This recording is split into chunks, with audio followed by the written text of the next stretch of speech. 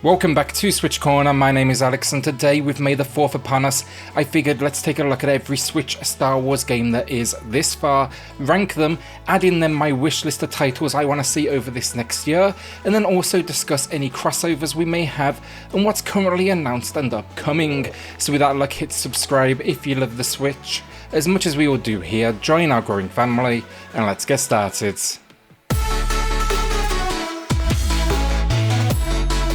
So for those of you here early enough, for the 5 Star Wars games we have currently, they are on sale until May the 7th with no discount on Republic Commando. Then you will find 40% off of Star Wars Pinball and 50% off the rest. So if you do see this bit of the video, they are live. I'll be removing this once the deals are done. So first off, let's rank these titles, and while we are exclusively playing here with what are essentially HD remasters outside of Pinball, this was a harder choice than I went in expecting. Coming in at number 5 then though, we've got Star Wars Jedi Knight 2 Jedi Outcast. The main reason here it's just pacing, as the game is bogged down by a first-person shooter opening that just doesn't capture the magic or the pace of Star Wars. Rather in 2021, it's just weak gunplay and you end up sitting there for that first hour and a half just waiting to get to the lightsabers. That said though, look, it's probably the best story on today's list. You take on the role of badass KOTOR, an agent of the New Republic, and you're investigating what was at least supposed to be an abandoned planet. With this port then you can expect upgraded visuals and motion controls as well, but it just can't overcome that dated linear kind of like corridor shooting opening, and you'll need to struggle through this to get to the good stuff. At number 4 then, Republic Commando. This was on my wish list last year, so it's for sure good to see it, but as ports go in its current state, it's weak work with performance issues throughout, meaning that frame rate's gonna drop. Consider this one joint 5th almost until we see the promised patch from devs Aspire. When that happens, it's going to be easy to recommend it over Jedi Knight 2 though, and the update is currently slated for May 2021. Again though, with this one, look, updated graphics and motion controls, and a solid story as well, as you follow Delta Squad, a group of clone commandos. But what makes this one just so unique is the darker than usual storyline, and then basic squad management. It's kind of built into the first person gunplay. You can tell the squad what to do.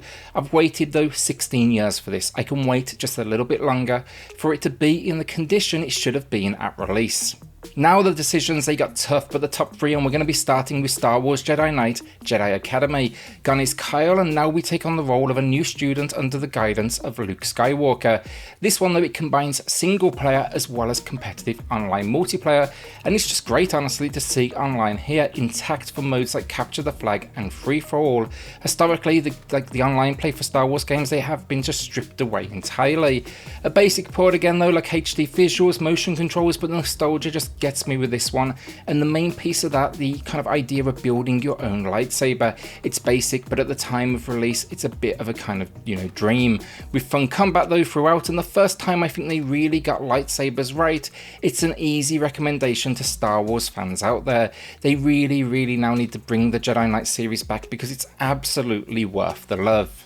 So in at number 2 then, we have Star Wars Pinball from Sen Studios. This might be a controversial pick, but it's a title as well, to be honest, I never thought would reach so high on my list. But this game just not only captured the universe and its ideas, but also single-handedly got me to sit up and pay attention to the pinball genre, something I'd mostly ignored until this point. 19 tables though that span the series, from the movies to the spin-offs to the TV adaptations, even tables dedicated to characters and locations. It just overall surprised me. I love the universe, but it was actually the gameplay that kept me coming back, that high score chasing. And then there's so many just like references in here, collectibles and secrets to uncover, and that's probably the biggest compliment I can give this one, honestly. I picked it up because it had Star Wars written on the box, yes, and I'm definitely a sucker for that, but that's not the main reason I kept on coming back. So our final game then, before we get to my wish list, but in at number 1, easy choice, Star Wars Episode 1 Racer. It's a simple enough arcade racer, this one, but that's the main reason. Ages treated it just so well, and to this day it's just fast-paced action that stands up, from the selection of 25 racers to the customizable pods to the tracks that cover multiple planets and kind of take full advantage of the universe, more out there ideas. I always return to it back in the day, and that is still very much the case now, with it finding its way to the Switch. The only really lacking areas with this one, they should have just put online in here, because I promise you it would have been amazing taking this one head to head online with friends. Sadly though, we do need to settle for local only play that supports 2 players. Still though, like, genius game that made the most out of one of the weakest movies in the series. Alright, so my wish list this year. Last year I asked for Republic Commandos, Knights of the Old Republic and Battlefront 2. I got one of them and I'm actually pretty good with that. This year though, I'm going to be skipping over Battlefront 2, but I can't leave Knights of the Old Republic off. So let's start my wish list of 4 this year with that, because the rumours, they are flying around, so let's discuss it. So right now, like, reports here suggest it's not just a port that we will be seeing, but a full-on remake, which sounds fantastic to me, but also leaves me with a few concerns. Now you may ask why, but it's because it seems it's in the hands of Aspyr, who handled every game to date outside of Pinball. I'm not necessarily questioning their skill, but more, they're mostly known for port work, so how will they handle such a huge piece of Star Wars history? You know, this one, it's just an incredible game. If you're watching this, you're a Star Wars fan, which means you probably already know this, but I hope they realise it too. It's by far the biggest entry they've ever touched within the Star Wars license. And yeah, hopefully they do it justice. Hopefully even it's kind of their time to shine as a studio, because I promise you, if it goes wrong, they're going to have one angry community on their hands. So I'm going old school now then. I want some brutal challenge this year from Super Star Wars, Empire Strikes Back and Return of the Jedi. Stipulation here though, not as a kind of paid release, but I'd love to see them join the online SNES library, because they still stand up with some stunning recreations of the locations, all in this fantastic pixel style. As a bonus then, on top of these ports, I'd love to see the inclusion of, you know, save states, rewind features, just so I can practice and master these games, as I still have the SNES carts and they still absolutely stress me out just with how challenging they are. Give me like the Nintendo Switch Peaceful Edition, where death doesn't always spell the end. So my penultimate wishlist title then before my final choice, and then we'll move on to upcoming releases and crossovers, but I really want Rogue Leader Rogue Squadron 2. After the success of Squadrons recently on PlayStation, Xbox and PC, surely this port now makes just absolute sense. It's one of the highest rated Star Wars games of all time, and rightly so, as this arcade flight sim just throws you into the cockpit and sends you to war. I think few games in the Star Wars world have just captured the spirit of the movies so well though, and everything about it was stunning, from visuals to music to sound design. I really don't think they need to do too much with it. Not the longest of games, around maybe 5 hours, but I can just play this thing on repeat. I'd even take the first entry or the weaker third. Just give me an X-Wing to take control of and I am gonna be happy. The final game then, and this one is the Hail Mary of the list. It relies on actually one big thing happening as well in the next 12 months. That is the Switch Pro C's release, and then it also needs to be powerful enough to run Star Wars Jedi Fallen Order, one of the best Star Wars games I've played in a long time, with a fantastic story and cast, but most importantly it just features some of the best lightsaber combat I've ever seen. It's all built around these epic locations, and then think Tomb Raider Uncharted like traversal. If that won't work, it demands too much. I'd settle personally to see maybe Force Unleashed 1 and 2, not perfect games, but I do think they deserve maybe just a little bit more love.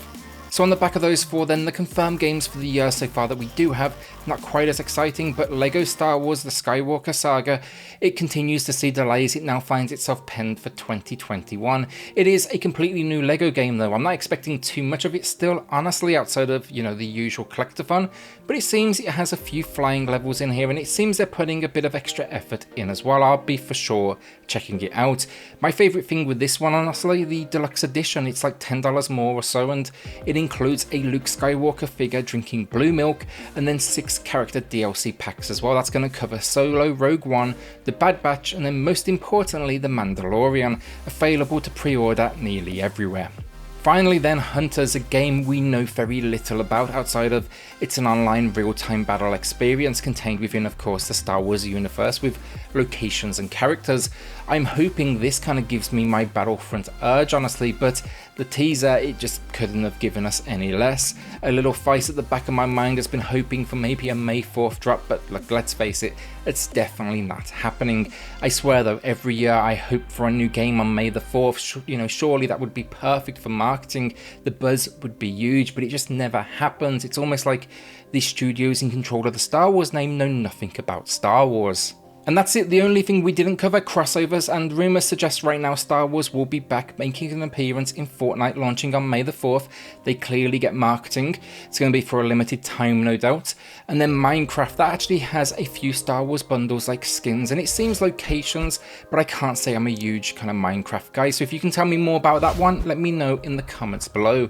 With that then, like a shout out to the patrons of the channel who are just going above and beyond to support SwitchCorner. It helps more than you know, so thank you all so much. If you do want to check that out for yourself, I have linked it in the video description down below. Then hit subscribe if you love the Switch as much as we all do here. Join our growing family, and I'll see you all on the next video. Thanks everyone.